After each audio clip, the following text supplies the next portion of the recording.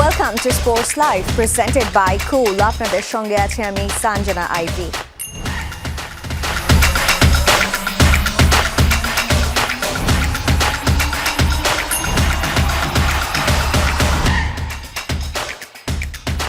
না ফেরার দেশে পাড়ি জমিয়েছেন পেস বোলিং কোচ মাহবুব আলী।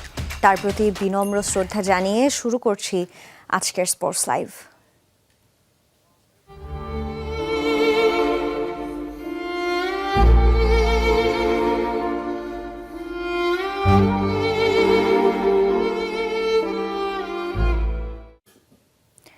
59 বছর বয়সে না ফেরার দেশে পাড়ি জমালেন দেশের ক্রিকেটের নিভৃতচারী কারিগর মাহবুব আলী জ্যাকি। ক্রিকেটের সঙ্গী ছিল যার আজন্ম মিতালি, সেই মাঠেই থামল তার জীবনের ইনিংস। সিলেটে বিপিএল ম্যাচ শুরুর মাত্র 15 মিনিট আগে হৃদরোগে আক্রান্ত হন ঢাকা ক্যাপিটালসের এই সহকারী কোচ। হাসপাতালে নেয়ার পথেই নিভে যায় তার প্রাণ প্রদীপ। যুব বিশ্বকাপ জয়ী দলের এই পেস বোলিং কোচের বিদায়ে স্তব্ধ দেশের ক্রিকেট আন্দোলন। জীবন আর ক্রিকেট ছিল যার এক সূত্রে গাথা। শৈশব থেকে সবটাই কাটিয়েছেন 22 গজের মায়ায়। সেই ক্রিকেটের মাঠে যে জীবনের শেষ নিঃশ্বাস ছাড়বেন তা কেই বা জানতো। প্রিয় সবুজ গালিচাকে শেষ বিদায় জানিয়ে না ফেরার দেশে পাড়ি জমালেন কোচ মাহবুব আলী জ্যাকি। দীর্ঘ সময় পর ফিরেছিলেন বিপিএল এর মঞ্চে। ঢাকা ক্যাপিটালসের সুযোগ পেয়ে উচ্ছ্বসিত ছিলেন স্বনামধন্য এই কোচ। রাজশাহী ওয়ারিয়র্সের বিপক্ষে সিলেটে শনিবার ছিল তার প্রথম মিশন। সেই মিশন শুরুর অল্প কিছু সময় আগেই থেমে গেল জ্যাকির জীবন। টসের পর মিনিট 15 যখন খেলা শুরুর বাকি, তখন হুট করেই মাটিতে লুটিয়ে পড়েন ঢাকার এই কোচ। তাৎক্ষণিকভাবে পিসিআর দেয়া হলেও আর ফেরা হয়নি জ্যাকির। হাসপাতালে নেয়ার পর মৃত ঘোষণা করেন চিকিৎসকরা। বিসিবি সভাপতি, পরিচালক থেকে ক্রিকেটার যারা এই খবর পেয়েছেন অনেকেই ছুটে যান হাসপাতালে। শেষবার কোচকে দেখে দুঃখ ভারাক্রান্ত মনে ফেরেন মিরাজ নাইম শেখরা। খেলোয়াড়ি জীবনে সাবেক এই পেসার জাতীয় ক্রিকেট চ্যাম্পিয়নশিপে কুমিল্লা জেলা দলের হয়ে প্রতিনিধিত্ব করেছেন। ঢাকা প্রিমিয়ার ডিভিশন ক্রিকেট লিগে আবাহনী ও ধানমন্ডির মতো শীর্ষ ক্লাবের হয়েও খেলেছেন তিনি। পরবর্তীতে 2008 সালে হাই পারফরমেন্স কোচ হিসেবে বিসিবির সঙ্গে জ্যাকির যাত্রা শুরু। প্লেয়ার্স ডেভেলপমেন্ট আর কোচিং নিয়ে পার করেছেন ক্যারিয়ারের বাকিটা সময়। 2020 সালে যুব বিশ্বকাপ জয়ী দলের গুরুত্বপূর্ণ সদস্য ছিলেন তিনি। পেস বোলিং কোচ হিসেবে সেবার দায়িত্ব ছিলেন জ্যাকি। শরীফুল, তানজিম সাকিব কিংবা তাসকিনদের ক্যারিয়ারে যিনি ছিলেন বটবৃক্ষের মতো এক ছায়া, আজ সেই ছায়া কেবলই ছবি। বিপিএল এর আমেজ ছাপিয়ে এখন কেবলই হাহাকার। মাঠের মানুষটি মাঠেই রয়ে গেলেন, শুধু ফিরে আসা হলো না ড্রেসিং রুমে। তাসকিনদের ক্যারিয়ারে যিনি সঙ্গী ছিলেন ছায়া হয়ে, মৃত্যুকে আলিঙ্গন করে মাহবুব আলী জ্যাকির সেই ছায়া হুট করেই যে মুছে গেল চিরতরে। Hasan Al Maruf, Jamuna sports, Sylhet. Life is uncertain, এই কথাটা আসলে প্রতিনিয়তই প্রমাণিত হচ্ছে। আর যেটা বলতে চাই যে এমন কোচের বিদায় বেলায় আসলে সবাই শোকাহত, আমরাও শোকাহত। তবে তাকে শ্রদ্ধা থাকছে তার প্রতি এবং নিশ্চয়ই আল্লাহ তাকে বেহেশতের সর্বোচ্চ স্থান তাকে দান করবেন। এদিকে প্রিয় কোচের বিদায় বেলায় তাকে শ্রদ্ধা ভরে স্মরণ করেছেন তাসকিন আহমেদ, মোস্তাফিজুর রহমান থেকে শুরু করে সাকিব, তামিম, মুশফিক, মাশরাফিরা।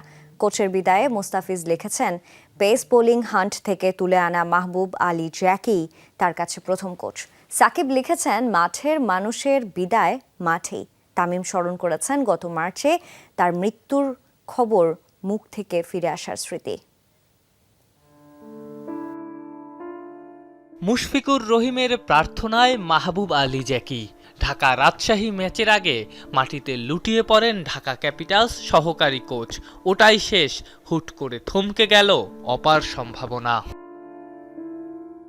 তাসকিন আহমেদের ছোটবেলার কোচ ছিলেন জ্যাকি। অনূর্ধ্ব 19 বিশ্বকাপ জয়ী এই পেস বোলিং কোচ তাসকিনের উত্থান পতনের সাক্ষী। 2016 সালে অ্যাকশন শুধরে ফিরে আসা থেকে শুরু করে ঢাকা এক্সপ্রেসের প্রত্যাবর্তন, সবই জ্যাকির হাতে। প্রিয় কোচের বিদায় বেলায় তাকে শ্রদ্ধা ভরে স্মরণ করলেন তাসকিন। ইনসুইং নিয়ে সমস্যায় ছিলেন মুস্তাফিজুর রহমান, ছুটে গিয়েছিলেন জ্যাকির কাছে। যে কোনো সমস্যায় কোচ জ্যাকিকে পাশে পেতেন মুস্তাফিজ। কোচের বিদায়ে মুস্তাফিজ লিখেছেন, পেস বোলিং হান্ট থেকে তুলে আনা জ্যাকি তার কাছে প্রথম কোচ। দেশের অন্যতম সেরা পেস বোলিং কোচের বিদায় ছুঁয়ে গেছে সাকিব তামিমকেও। তামিম স্মরণ করেছেন গত মার্চে তার মৃত্যুর মুখ থেকে ফিরে আসার স্মৃতি। সাকিব বললেন, মাঠের প্রতি নিবেদনের গল্প। জ্যাকিকে শ্রদ্ধা ভরে স্মরণ করেছেন মাশরাফি বিন মুর্তজাও। মাশরাফির লেখায় উঠে এসেছে বোলিংয়ের বায়োমেকানিক্স নিয়ে 59 বছর বয়সী এই কোচের প্রজ্ঞা। জ্যাকির বিদায়ে মন কেঁদেছে তার হাতে তৈরি শরীফুল ইসলামের। যুব দলে শরীফুলের কোচ ছিলেন জ্যাকি। তিনি আন্তর্জাতিক ক্রিকেটের জন্য শরীফুলকে তৈরি করেছেন। এছাড়াও লিটন, রিশাদ, হাসান মাহমুদ সবাই ব্যথিত এই শূন্যতায়। জ্যাকি মাঠের মানুষ, বিদায়টাও তার মাঠেই হলো। তার জানাজাও হলো মাঠে, সকল সতীর্থ শীর্ষ সহকর্মীদের সাথে। ঢাকা তাদের জয়টাও উৎসর্গ করেছে তাদের কোচের জন্য। আফনান পিয়াল, যমুনা স্পোর্টস, ঢাকা।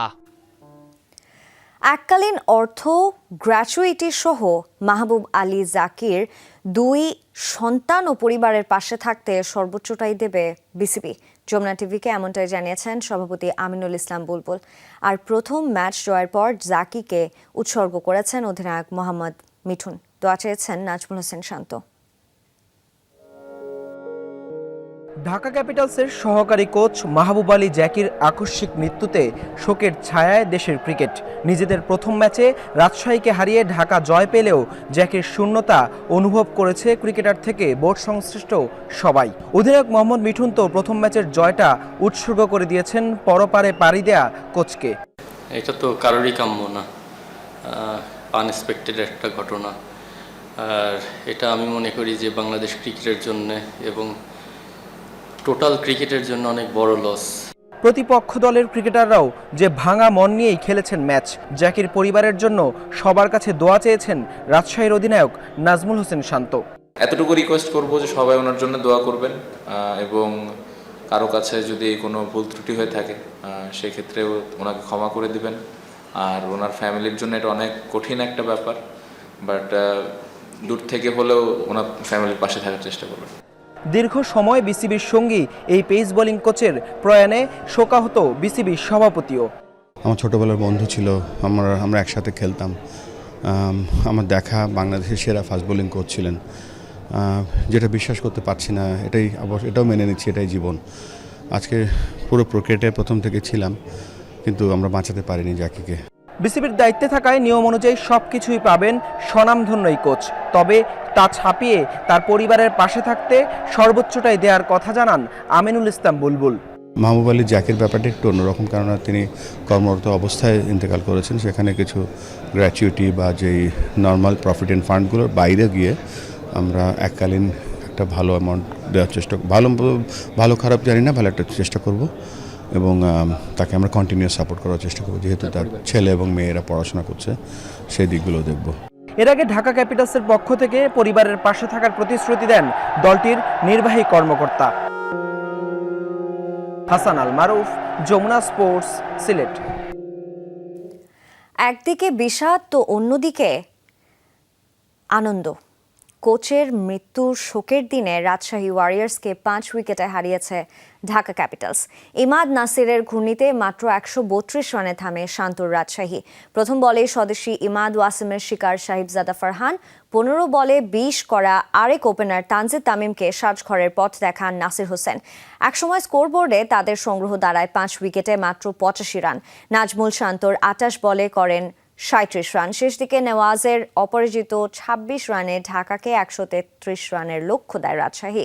জবাবে সাইফকে ফিরিয়ে ঢাকা শিবিরে প্রথম আঘাত হানেন তানজিম সাকিব। এক প্রান্ত আগলে রেখে জয়ের ভিত গড়ে দেয়া মামুন থামেন 55 রানে। 98 রান যখন বোর্ডে তখন 22 রানে নাসির ফেরেন সাহিবজাদা ফারহানকে ক্যাচ দিয়ে। শেষ দিকে শামীম হোসেন পাটোয়ারির 13 বলে 17 ও সাব্বির রহমানের 10 বলে 21 রানে 7 বল হাতে রেখে জয়ের বন্দরে পৌঁছে যায় ঢাকা। এদিকে দিনের দ্বিতীয় ম্যাচে লড়ছে নোয়াখালী এক্সপ্রেস ও সিলেট টাইটান্স, যেখানে নোয়াখালীর দেয়া 144 রানের লক্ষ্যে ব্যাট করছে সিলেট।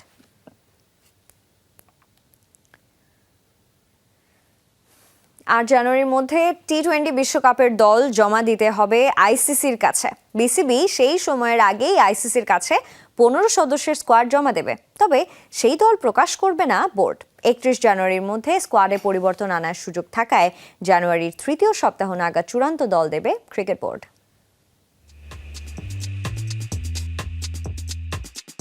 7 ফেব্রুয়ারি শুরু হবে টি-20 বিশ্বকাপের আগামী আসর। উদ্বোধনী দিনই কলকাতার ইডেন গার্ডেন্সে বিকাল 3:30টায় ওয়েস্ট ইন্ডিজের বিপক্ষে ম্যাচ আছে বাংলাদেশের। বিশ্বকাপকে সামনে রেখে ইতিমধ্যেই দল ঘোষণা করেছে ভারত, শ্রীলঙ্কার মতো দেশগুলো। এখন প্রশ্ন হচ্ছে, বাংলাদেশ কবে ঘোষণা করবে বিশ্বকাপ স্কোয়াড? দল ঘোষণার জন্য আইসিসির কিছু ডেডলাইন আছে। অংশগ্রহণকারী 20 দলকে 2026 সালের 8 জানুয়ারির মধ্যে 15 সদস্যের প্রাথমিক স্কোয়াড আইসিসির কাছে জমা দিতে হবে। বাংলাদেশ ক্রিকেট বোর্ডও সেই নিয়ম মেনে নির্ধারিত সময়ের মধ্যেই আইসিসির কাছে দল পাঠাবে, তবে সেটা সবার জন্য এই সময়ের মধ্যেই প্রকাশ করা হবে না।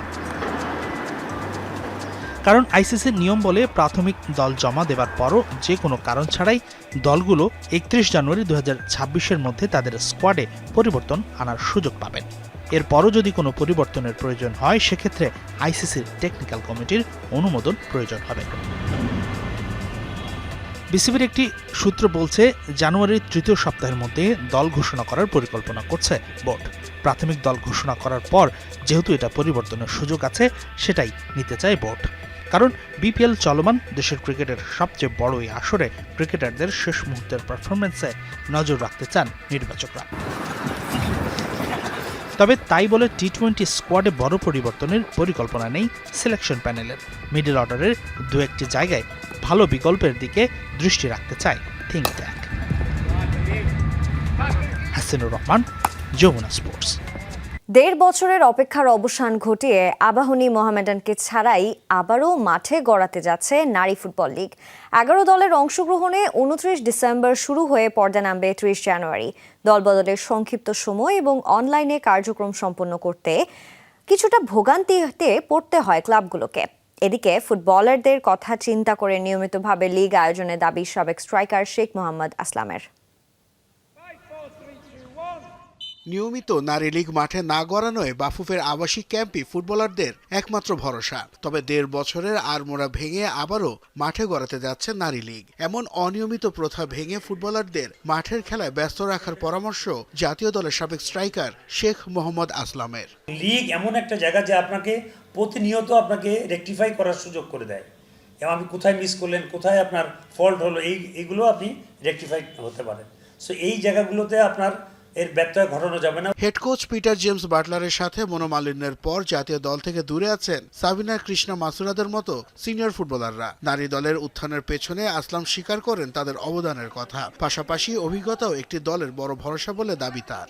একজন প্লেয়ারের যে অবদান, সে জীবনের ঝুঁকি নিয়ে অনেক সময় মাঠে ফুটবল খেলে, তো তার বিদায়টা যেন একটা সুখকর হয়। এবং বাংলাদেশের মন মানসিকতাই এরকম যে একটু পুরনো হয়ে গেলে ও শেষ। অভিজ্ঞ প্লেয়ারের অবশ্যই যে কোয়ালিটি প্লেয়ার, তাকে দলে নেওয়া উচিত আমার মতে। এদিকে 29 ডিসেম্বর থেকে শুরু হচ্ছে 11 দলের অংশগ্রহণে নারী লীগ। 1 মাসের এই টুর্নামেন্টে শনিবার ছিল দলবদলের শেষ দিন। অনলাইনে রেজিস্ট্রেশন প্রক্রিয়া সম্পন্ন করতে কিছুটা বেগ পেতে হয় ক্লাবগুলোর। তবে সব মিলিয়ে নারী ফুটবলারদের নিরাপত্তা সহ একটি প্রতিযোগিতামূলক টুর্নামেন্টের আশা ক্লাব কর্তাদের। এখানে যেভাবে প্লেয়ারদেরকে রাখা হয়েছিল, আমরা চেষ্টা করছি সেভাবে রাখার জন্য। আমি আমার দলের কথা বলছি, আর্মি আছে, আনসার আছে, তারাও মনে করেন যে ভালোভাবেই তারা রাখবে।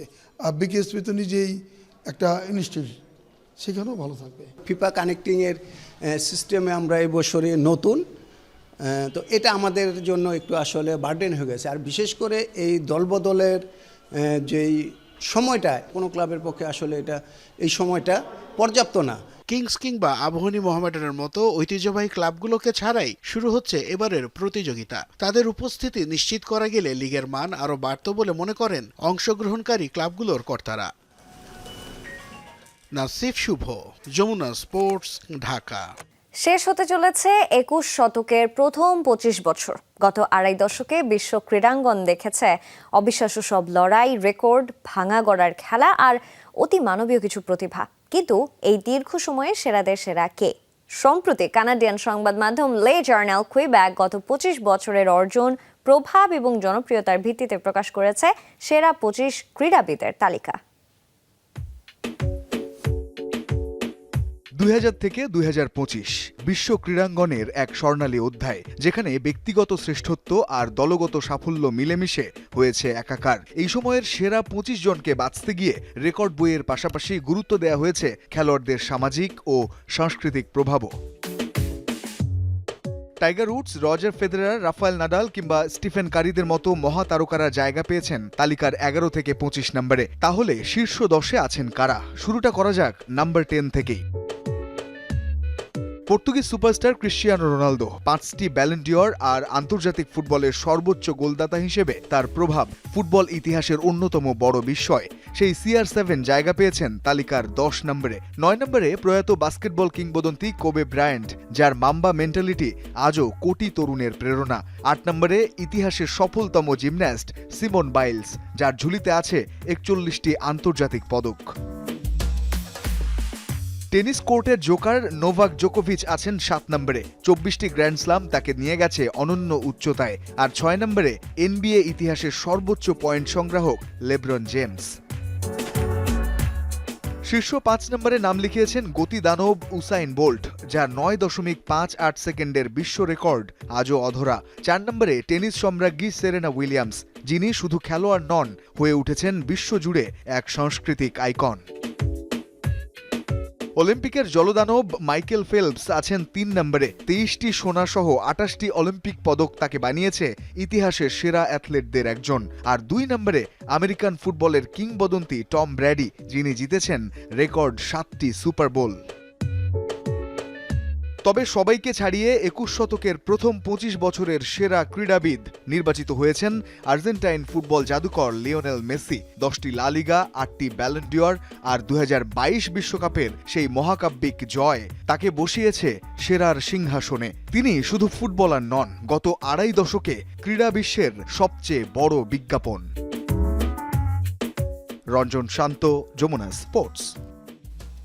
2025 সালের সেরা খেলোয়াড় মেসি নির্বাচিত হবেন, এটা তো অনুমেয় ছিল। তাছাড়া এই তালিকায় এই বছরে যারা সেরা ক্রীড়াবিদ হয়েছেন তাদের জন্য থাকছে অনেক অনেক শুভকামনা। আর এই ছিল আজকে স্পোর্টস লাইভে। এতক্ষণ সঙ্গে থাকার জন্য সবাইকে ধন্যবাদ। আল্লাহ হাফেজ।